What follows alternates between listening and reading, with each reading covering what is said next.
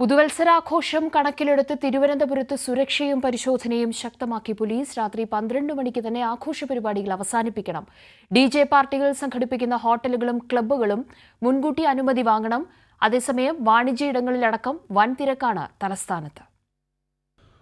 പുതുവത്സരാഘോഷത്തിന്റെ സുരക്ഷയ്ക്ക് 1500-ലധികം പോലീസുകാരെയാണ് തലസ്ഥാനത്ത് മാത്രം വിന്യസിച്ചിരിക്കുന്നത്. നൈറ്റ് ലൈഫ് കേന്ദ്രമായ മാനവീയം വീഥിയിൽ സാധാരണയിൽ കൂടുതൽ നിയന്ത്രണങ്ങൾ ഏർപ്പെടുത്തും. DJ പാർട്ടികൾ സംഘടിപ്പിക്കുന്ന ഹോട്ടലുകളും ക്ലബ്ബുകളും മുൻകൂട്ടി അനുമതി വാങ്ങിയിരിക്കണം. ലഹരി ഉപയോഗം തടയുന്നതിനും പ്രത്യേക സംവിധാനം ക്രമീകരിക്കുമെന്നും city police commissioner CH Nagaraju പറഞ്ഞു. സ്ഥിരം കുറ്റവാളികളെയും ഇതിനോടകം നിരീക്ഷണത്തിലാക്കിയിട്ടുണ്ട്. അതേസമയം കടകളിലും ഷോപ്പിംഗ് മാളുകളിലെല്ലാം തിരക്കേറുകയാണ്. കുടുംബത്തിനൊപ്പവും സുഹൃത്തുക്കൾക്കൊപ്പവും പുതുവർഷത്തെ വരവേൽക്കുകയാണ് തലസ്ഥാനത്തുകാർ. ഇപ്പോൾ ഇവിടെ നല്ല റഷുണ്ട്. കാരണം ക്രിസ്മസ് സീസൺ ആണ്. Christmas and new year customers അറിഞ്ഞറിഞ്ഞ് വരുന്നു. ഓരോ ദിവസം കൂടുന്തോറും നല്ല രീതിയിൽ തിരക്ക് കൂടുന്നുണ്ട്. തിരുവനന്തപുരത്തെ രണ്ടാമത്തെ നൈറ്റ് ലൈഫ് കേന്ദ്രമാകാൻ പോകുന്ന കനകക്കുന്നിലും കാഴ്ചയുടെ വിസ്മയം തേടിയെത്തുന്നത് ആയിരങ്ങളാണ്.